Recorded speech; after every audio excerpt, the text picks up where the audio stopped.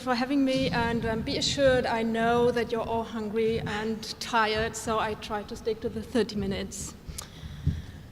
The point of departure for my paper today has been my work for the Corpus Rubenianum, the catalogue raisonné of Rubens' oeuvre. I am the one of 6 or 7 authors who are dealing with these mythological subjects. One of the works which I have been assigned is the monumental Prometheus Bound in Philadelphia, which is one of the few paintings by Rubens that seems to be on the move regularly. It has been part of all major exhibitions dealing with the master in the last 2 decades. Hence, it is a work that has been in the focus of research quite often, and this is why it seems a legitimate choice as an exemplum to illustrate my topic and the adherent problems. Most of the catalogue entries which I have read in preparation for my own research and in order to be able to write the entry for the corpus are covering 2 main topics.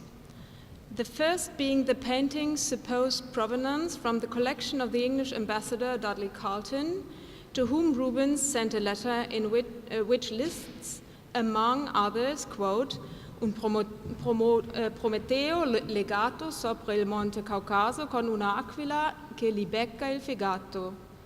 The second topic is usually dealing with the painting's pictorial and sculptural models and their adaptation in the Philadelphia painting.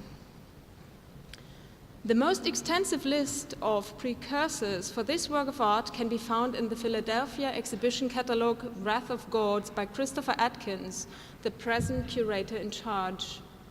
He specifies at least 12 works that he then relates to the outstretched figure of Prometheus. Roughly speaking, these models can be divided into 3 groups: antique sculpture, here the figure of Laocoon, thanks.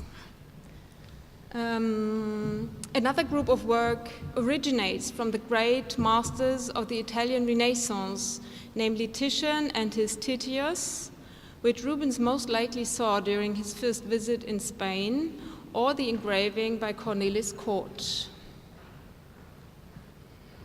Raphael's figure of Heliodorus from the Stanza, and Michelangelo's drawing of Titius, of which there's also an engraving, or the same artist's figure of Christ from the Last Judgment in the Sistina. The third group is formed by works of art from the Netherlands. Barend van Orle's Rich Man in Hell, from the triptych on the virtue of patience in Brussels, The Slain Abel by Michiel Coxey, the engraving depicting the fall of Phaeton of the so-called Four Disgraces series by Cornelis van Haarlem, transferred onto copper plate by Hendrik Holtzius, and the dead Antaeus from Franz Flores' Hercules series, also engraved by Cornelis Cort. All those works I just mentioned present a naked male whose brawny torso is slightly contorted, the legs more or less bent or straight, and who flex one arm, whereas the other is more or less outstretched. So much for the formal similarities between the models and the protagonist of Rubens' painting. But what is the gain of amassing other works of art which feature a similar figure as the naked, writhing Titan that is chained to the rocks of Mount Caucasus? In the course of writing the entry, I found the thought of compiling a list of precursors extremely unsatisfying, though Chris Atkins thought that with his manifold references, Rubens wanted, quote, to align both his work and identity with the greatest masters of the recent and ancient past, end quote. But is it really sufficient to argue that simply and straightforwardly, knowing that the Fleming was one of the most erudite painters of his time? There are scholars who do not linger on these thoughts at all. They speak of airiness or arbitrariness to explain the freedom with which Rubens used heathen antique models to depict the most holy personae. To them, the precursors are nothing more than visual material in the hands of a most imaginative artist. But what becomes crystal clear in this alignment of possible sources for Prometheus is that there seems to be an underlying model to which all of these naked male bodies, and I'm not including the judging Christ here, refer to, a prototype which exemplifies the excruciating pain of agony and death. Of course, the figure of the Trojan priest Laocoon springs to mind, as it is also present on this slide. To describe this connection between a prototype and later works of art, scholars have referred to the term Pathos-Formel, which A.B. Warburg coined in his Nachleben der Antike, the afterlife of antiquity, and his Mnemosyne-Atlas to express the cultural link between early modern art and antique sculpture throughout the centuries. His term signifies that Renaissance works of art used the same mimetic and gestural formula to express emotions as can be observed in antique sculpture. Warburg concludes that they are bodily expressions that enjoy universal validity and intelligibility. Niels Büttner emphasized that a discernible historical model, which a reference to Laocoon would have meant, guaranteed the perspicuity of the image and its content, a salient feature of Rubens' allegorical paintings. However, with view on the mythological painting at hand, the term Pathos-Formel does not really help to fathom the specifics of Rubens' choice, as it does not account for the subtleties with which the painter conceived his work, as has been aptly demonstrated already with other paintings by him. In the following, I would like to have a closer look on the models proposed for Prometheus Bound to determine whether or not a clear visual reference and an intellectual surplus can be made out for the reading and understanding of the depiction that Rubens offered the viewers. I thereby follow Alejandro Vergara's notion that the artist chose to refer to earlier works of art not only because of their formal achievements in the presentation of the body or the expression of affetti, but that he also was very much aware of the conceptual notions these models would invoke with his audience. But before I exemplify this intellectual surplus for the painting at hand, I would like to scrutinize the aforementioned models in their relation to Prometheus Bound. It has gone without contradiction that the most important work of art the painter cited is the famous antique sculpture, then as today, to be seen here in Rome. It is not a general similarity of the Trojan priest and the Titan that can be revealed under close inspection, but a similarity that extends even to details. The torsion of the body, the position of the legs, which are both bent but to varying degrees, and even the tilted head are very reminiscent of each other. To demonstrate to which extent Prometheus' pose is modeled after the antique sculpture, I have sought out a three-dimensional model and turned it so long to and fro until I found the view that as a mirrored image comes closest to the painted figure. As you may note, the congruency is not perfect. Prometheus' left leg is bent further. His right arm does not reach as far back with the elbow as the sculpture's does, nor is his left arm stretched out in exactly the same angle as the statue's. I think you have to move slightly. Slower. No, to slide. We don't see the difference. Oh. Sorry. But the likeness is still remarkable, which testifies to Rubens' artist study of the group. Furthermore, the comparison reveals the weaknesses in depicting the anatomy of the body shown. The abdomen is rather too long and too wide, the nipples have wandered to the middle of the chest and too far up, and the head and feet look far too small to belong to the enormous body. I come back to these observations at the end of my talk. That the artist did not only study the antique group at random or as part of a to-do list attests the 10 drawings that can be linked to him. They offer different views on and details of the sculpture. I picked 3 drawings that demonstrate the varying stances the painter chose to record of the antique and that present details of the figures of the priests that seem of greater importance for the painting than others. The drawing from Cologne at the right displays a classical and conventional frontal view, whereas its neighbor to the left from Dresden offers a rather unusual view from underneath. To draw it, Rubens must have crouched down. The third at the bottom features 2 angles of the priest's face drawn by Willem Panels from Rubens' Cantor. The right view that shows the head only in an approximated profile conforms exactly to Prometheus' head. To bring my point home, I show you the same drawings again, this time adjusted to Prometheus' position in the painting. Viewed from this angle, they almost seem like preparatory drawings for the painting, at least the drawing of the head in near profile that records its open-mouthed, agonized stare. However, there is indeed a preparatory study of a youth posing in the same bearing as Prometheus, so that it seems probable that with this drawing, Rubens wanted to put an extra dimension of lifelikeness to the position.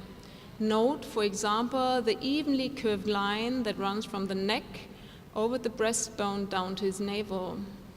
That this study prepared the motive is underlined by the sketchy drapery that indicates the fabric Prometheus is lying on and the hatching that suggests the rocks in the backdrop. This drawing also underlines the shortcomings of Prometheus' body in the Philadelphia painting. His navel there is set too high up, which lengthens the abdomen perceivably. From the drawing of the male nude, the thought of Michelangelo and his renown in depicting male muscular bodies is just a blink away, and the relation between the Florentine's drawing and the sinner Titius, who had to endure a similar torture as Prometheus, but his was conducted by a vulture and not by a needle, is also common sense in the literature dealing with the Philadelphia painting. It has been noted that the general position of Titius with his outstretched, rather youthful body seems to be taken over by Rubens. Very much alike are the arms and the tilted head, which is given almost in profile as it is the look towards the gigantic bird that is about to peck his liver. However, there are also marked differences. Titius is lying on his side, is rather lying on his side than on his back. There is hardly torsion in his body to be perceived. Due to his legs his legs are also positioned differently. The left is nearly stretched out, the right firmly touches the ground with the foot. Under close inspection, it becomes apparent that it is the huge raptor spreading its wings as wide as the length of Titius' body that underlines the importance of this work of art for Rubens' painting. Next in line is Titian with his painting of Titius, that has to be understood as an artistic response to Michelangelo's famous drawing. In addition, the canvas is singled out by its sheer size, being the largest painting on canvas with a mythological subject of its time. Rather subdued in its colors, with only the yellow drapery sticking out, the canvas impresses because of its size and the figure of the sinner, who seems to fall, if not out of the frame, then at least down the rock he is lying on, if he releases the tension of agony in which the vulture keeps him. The pose of the figure is disgracing because it is held in an unstable position that implies instant movement, which then will bring down Titius before the very eyes of the viewers. And this is not what Rubens was interested in. Rather, he chose to depict the same moment of tearing out the liver, invoking the horror of the viewers. Furthermore, here, as in Rubens's painting, the bird and its prey have locked their looks, which Titian underlines in the eagle's crooked head. It almost seems as if the bird knew what Titius was paying for, namely the attempted rape of Leto. Hence, it is not compassion with the tortured, but rather a demonstration of just punishment that Titian's painting is about. Nothing could be farther away from Rubens' Prometheus, as I will argue later. Last but not least, I have to cast a glance on the proposed models of Netherlandish origin. First, we have a look at Rubens' copy of Michiel Coxey's figure of the slain Abel in red chalk. Obviously, the artist was interested in the foreshortened body of the youth. However, he remains quite faithful to the original. If the drawing is turned so that the bodies of the protagonists are seen next to each other, the difference becomes salient. It is the position of Abel's legs which seems strangely aloofed, as is his right wrist. A dead body would lie flat on the ground. I don't see any reason why we should assume that this drawing is more than a study that attests to Rubens' interest in the challenging figure. With the other Netherlandish works of art which have been mentioned in the context of Prometheus, Barend van Olle's Rich Man Tortured in Hell, The Fall of Phaeton by Cornelis van Haarlem and Henrik Holtzius, and The Dead Antaeus by Franz Flores, in my opinion, stand in no direct relation to the canvas in Philadelphia, though each work presents a foreshortened male nude. Rather than being of factual relevance for Rubens' painting, they attest to a more general interest of these artists, insultingly labeled Romanists by art historians for a long time, in anatomy and challenging poses. Let's sum up the body of formal evidence for Prometheus Bound. Of foremost importance is the figure of Laocoon and Michelangelo's Titius. Did I mention that the Florentine was an avid admirer of this sculpture and stated that in his opinion there was no work of art that surpassed it? But as I demonstrated, from Michelangelo's drawing, Rubens took over the parallelization of the bird and the body, presenting them as equals in their size. Titian's canvas did not offer any formal solution that the two preceding models did not already held at hand. Rather, there are reasons of content that mark Rubens' reference to that painting. The Venetian's work focused on the most painful and horrible moment of the myth, the actual torture conducted by the raptor. All other works of art that have been mentioned do not contribute to my attempt to retrace Rubens' conception of his composition. And please note that I'm still speaking on a level of form and motive and not of its interpretation, which is the last step I want to undertake in a minute. Subtracting all elements Rubens adapted from other works of art, we can clearly determine his original contribution. It is, most markedly, the falling diagonal formed by the parallelized, outstretched bodies of bird and Titan, the most characteristic feature of the composition. Furthermore, the pronounced positioning of the talons in the face and on the abdomen of the figure heighten the notion of torture and horror already invoked by the pecking of the liver with Titian. The artist's lingering on the cruelty of the scene, though, is not without precedent, as we already saw with Titian's Titius. But there is more evident that depicting atrocities was en vogue around 1600, especially within mythological paintings.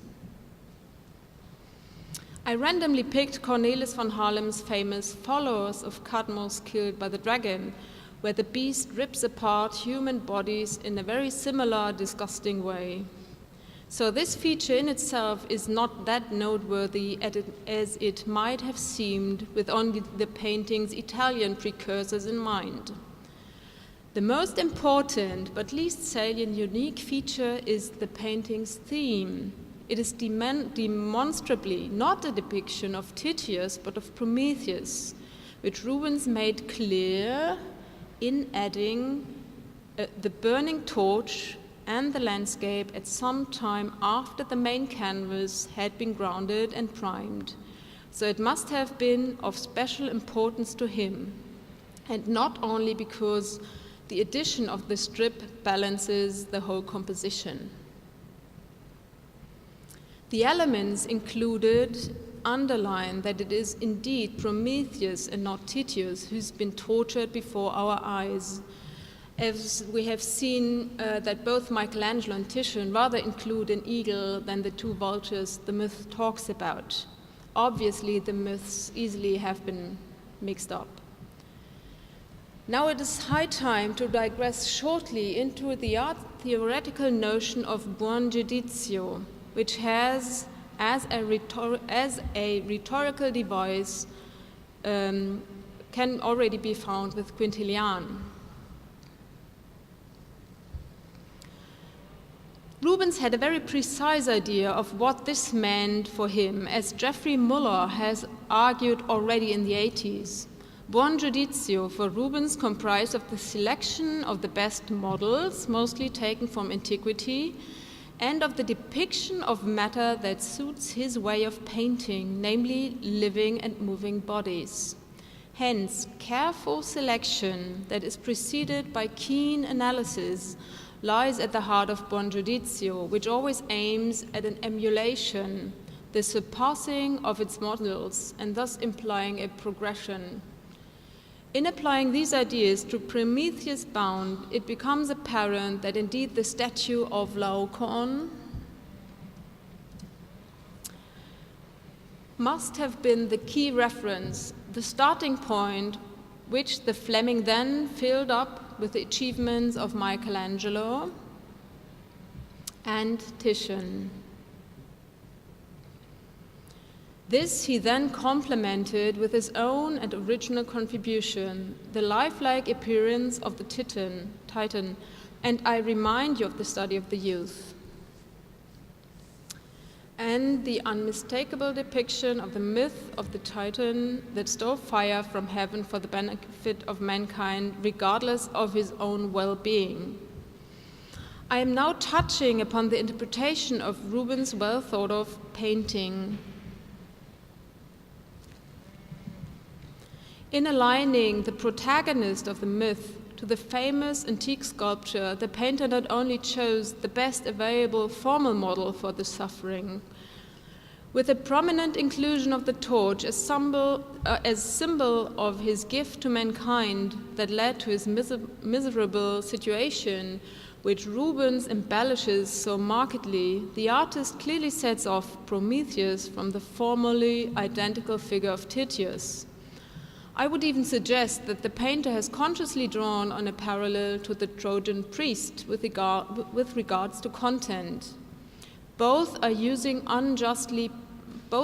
unjustly punished for the good they did. Rubens' high notion of the Titan is comprised in the dignified pose modeled on Laocoon, the most esteemed of the ancient sculptures and epitome of suffering. Chris Atkins has further widened the possible reading of this depiction with his reference to the parallels between the acting of Christ as Redeemer and Prometheus, who likewise suffered on behalf of mankind, whom he provided with a fire of enlightenment and the spark of creativity at the same time. In my paper, I've tried to argue that it's not only useful, but absolutely necessary to scrutinize any precursor that seems to pop up and offer a formal source for Rubens' art. If we take him seriously in his ability to analyze his ideas and then seek and select models accordingly, then we cannot pile up possible artistic sources without end. Rather, we have to ask what they could contribute to the artist's work, both with regard to form and to content, for the one calls up on the other, as Niels Büttner has recently reminded us in his corpus volume on the painter's allegories.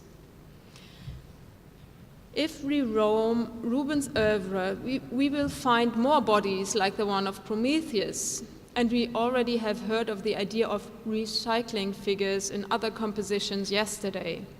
It is not surprising that Rubens made use of the extremely impressive figure in other contexts and compositions. In the years 1610 to 1611, we find adaptations of the outstretched muscular nude in at least two other mythological paintings, the Juno and Argus in Cologne, which is similar in size, and the much smaller Death of Hippolyte that he painted on copper. Both compositions are indebted to the process of giudizio that I presented on the basis of Prometheus Bound.